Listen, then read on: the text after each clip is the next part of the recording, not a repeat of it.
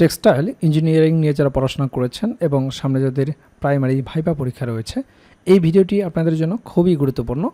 এই ভিডিওতে আমরা আমাদের টেক্সটাইল ইঞ্জিনিয়ারিং প্রাইমারি ভাইবা নোটের 1 নম্বর রিয়েল ভাইবা এক্সপিরিয়েন্সটি আপনাদের সাথে শেয়ার করব। আশা করছি আসন্ন ভাইবা পরীক্ষায় আপনারা এখান থেকে কমন পেয়ে যাবেন। যার ভাইবা নিয়ে আপনাদের সাথে আলোচনা করব, তিনি চট্টগ্রাম জেলা থেকে ভাইবা পরীক্ষায় অংশগ্রহণ করেছিলেন। কাজেই বুঝতে পারছেন, যারা চট্টগ্রাম জেলা থেকে ভাইবা দিবেন তাদের জন্য খুবই গুরুত্বপূর্ণ। সেই সাথে বাংলাদেশের অন্যান্য জেলা থেকে যারা ভাইবা পরীক্ষায় অংশগ্রহণ করবেন এবং টেক্সটাইল ইঞ্জিনিয়ারিং নিয়ে যারা পড়াশোনা করেছেন তাদের জন্য সমান গুরুত্বপূর্ণ। তো যেমনটি ছিল তার ভাইবা এক্সপিরিয়েন্স, ভাইবা বোর্ডে ছিল 4 জন। সাধারণত ভাইবা বোর্ডে DPO sir, DC sir, ADC sir এবং পিটিআই সুপার স্যার থাকে।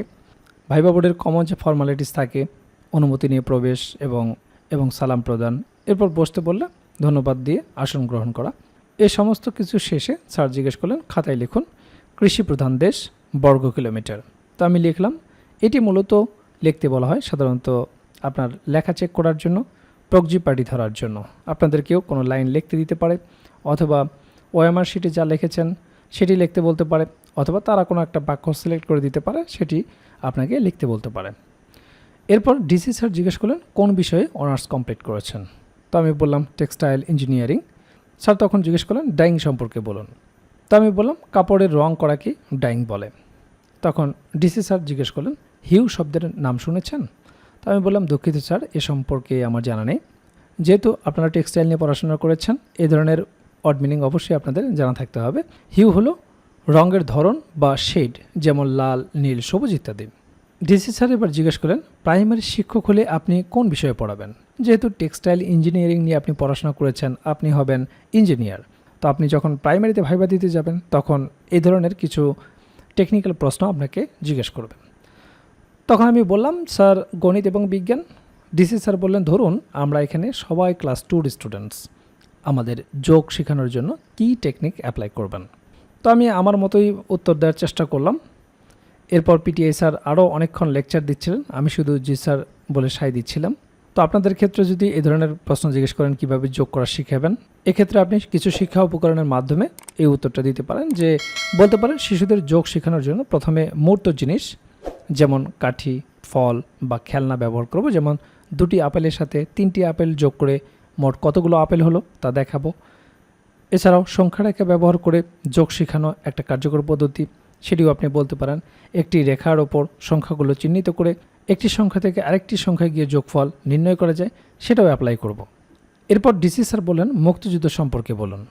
তো আপনারা বলতে পারেন বাংলাদেশের স্বাধীনতা যুদ্ধ যা 1971 সালে সংগঠিত হয়েছিল, এটি একটি সশস্ত্র সংগ্রাম যা তৎকালীন পূর্ব পাকিস্তান, বর্তমানে বাংলাদেশ এবং পশ্চিম পাকিস্তানের মধ্যে সংগঠিত হয়। এই যুদ্ধের মাধ্যমে বাংলাদেশ একটি স্বাধীন ও সার্বভৌম দেশ হিসেবে আত্মপ্রকাশ করে। এটি ছিল বাঙালি জাতির জন্য একটি মহান মুক্তি সংগ্রাম। মিত্রবাহিনীর সহায়তায় মুক্তিবাহিনী দীর্ঘ 9 মাস যুদ্ধ করে 1971 সালে 16 ডিসেম্বর বিজয় অর্জন করেন। এরপর ডিসি স্যার বললেন যুদ্ধাপরাধীদের বিচার সম্পর্কে বলুন। তো এখন আর এটি গুরুত্বপূর্ণ নয়। আপনারা জানেন যে রাজনৈতিক প্রেক্ষাপট পরিবর্তন হলে কিছু কিছু টপিক, কিছু কিছু বিষয় আর প্রাসঙ্গিক থাকে না, তার গ্রহণযোগ্যতা হারিয়ে ফেলেন। এরপর স্যার জানতে চাইলেন এই বিচার আপনি সমর্থন করেন কিনা। খুবই টেকনিক্যাল প্রশ্ন। এরপর স্যার বললেন ইন্ট্রোডিউস ইয়োরসেলফ। তো আমরা এখানে একটি ফরম্যাট দিয়েছি, তো আপনারা সেটি দেখতে পারেন। সেটি হচ্ছে ইটস মাই প্লেজার। তো আপনারা শুরু করতে পারেন এভাবে, it's my pleasure to introduce myself in front of you.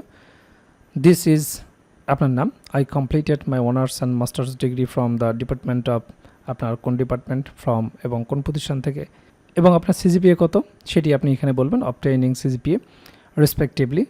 যদি আপনি অনার্স মাস্টার দুটাই বলেন সেক্ষেত্রে রেসপেক্টিভলি শব্দটি আসবে। এরপর বলতে পারেন talking about my strengths and skills, I am innovative, hard working and quick learner, I can work under pressure, I'm good at communication skill which enables me to convince people in my favor through logical argument, I am positive thinker, my weaknesses are I am short-tempered, trust easily on people and emotional, but I want to break emotionally. আপনার weakness যাতে উইকনেসই না হয়, উইকনেসটাও যাতে একটা positive দিক প্রকাশ করেন, ঠিক আছে। এরপরে বলতে পারেন মাই হবি ইজ লিসেনিং মিউজিক। তো লিসেনিং মিউজিক বললে আপনার গান টান সম্পর্কে আপনাকে জিজ্ঞেস করতে পারে। অর্থাৎ এই ইন্ট্রোডিউস ইয়োরসেলফ এটি এমনভাবে প্রস্তুত করবেন, এটা এখানে আপনারা সংযোজন বিয়োজন করতে পারেন, অথবা আপনি আলাদা একটা ফরম্যাট তৈরি করতে পারেন। সেখানে এমনভাবে আপনি লাইনগুলো দিবেন যাতে এক্সামিনার এখান থেকে যদি আপনাকে পরবর্তী কোনো প্রশ্ন জিজ্ঞেস করে তার উত্তর দিতে পারেন। শেষে বলতে পারেন, as a fresher I don't have any work experience but I will prove myself once the opportunity. এরপর ডিসি স্যার বললেন, ঠিক আছে আপনি আসুন। আমি ধন্যবাদ আর সালাম দিয়ে বের হয়ে আসলাম। তো আপনারা দেখলেন ভাইবা বোর্ডে কী ধরনের প্রশ্নগুলো জিজ্ঞেস করা হয়, কোন কোন বিষয় থেকে প্রশ্ন জিজ্ঞেস করা হয়। আর এই বিষয়গুলো নিয়েই আমরা তৈরি করেছি প্রাইমারি ভাইবার জন্য কমপ্লিট একটা প্যাকেজ, যে প্যাকেজে আপনার বিষয়ভিত্তিক ভাইবা প্রশ্নোত্তর থাকবে। একেবারে রিয়েল ভাইবার আলোকে বিষয়ভিত্তিক নোটটি তৈরি করা হয়েছে, যেখানে বিগত বছরে যে রিয়েল ভাইবাগুলো হয়েছে তা সুন্দরভাবে সমাধান করে দেওয়া হয়েছে। সেই রিয়েল ভাইবাগুলোও যদি আপনারা ভালো মতো দেখে যান, সেখান থেকেই বেশিরভাগ প্রশ্ন আপনারা কমন পেয়ে যাবেন। এছাড়াও আপনারা জানেন যে ডিপার্টমেন্টে আপনি ভাইবা দিতে যাবেন, সেই ডিপার্টমেন্ট সম্পর্কে অবশ্যই আপনাকে প্রশ্ন জিজ্ঞেস করতে পারে। তো সেই বিষয় সম্পর্কে একটা ভাইবা নোট থাকবে, প্রাইমারি সম্পর্কিত একটা ভাইবা নোট থাকবে। প্রাইমারি ভাইবায় অবশ্যই আপনাকে অনুবাদ জিজ্ঞেস করবে, অনুবাদের উপর একটা ভাইবা নোট থাকবে, যেগুলো প্র্যাকটিস করে গেলেই যথেষ্ট।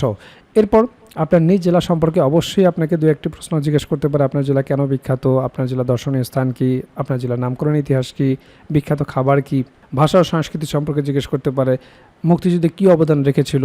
নানাবিধ গুরুত্বপূর্ণ প্রশ্ন থেকে আপনাকে দু চারটি প্রশ্ন জিজ্ঞেস করতে পারে। তো সে সম্পর্কিত আপনার জেলার ওপর সুন্দর একটা সাজানো গোছানো নোট থাকবে। এছাড়াও 1947 থেকে শুরু করে বর্তমান সমসাময়িক পর্যন্ত গুরুত্বপূর্ণ বিষয়ের উপর যে সমস্ত প্রশ্নগুলো আপনাকে জিজ্ঞেস করতে পারে, সেই বিষয়গুলো নিয়ে সুন্দরভাবে সাজানো গোছানো একটা সাধারণ জ্ঞান ভাইবা নোট থাকবে। এছাড়াও আপনারা জানেন যে প্রাইমারি ভাইবা বোর্ডে বাংলা ব্যাকরণ এবং সাহিত্য অংশ থেকে বেসিক কিছু প্রশ্ন জিজ্ঞেস করে থাকে, সে বিষয়ে একটি ভাইবা নোট থাকবে। এছাড়াও গণিতের একটি বেসিক ভাইবা নোট থাকবে। আপনারা জানেন যে পাটিগণিত, বীজগণিত এবং জ্যামিতি অংশ থেকে কিছু বেসিক প্রশ্ন জিজ্ঞেস করা হয়। যেহেতু আপনি প্রাইমারির শিক্ষকতা করবেন, একেবারে বেসিক জিনিসগুলো যদি আপনি না বলতে পারেন, তাহলে চাকরি পাওয়াটা আপনার জন্য দুষ্কর হয়ে যাবে।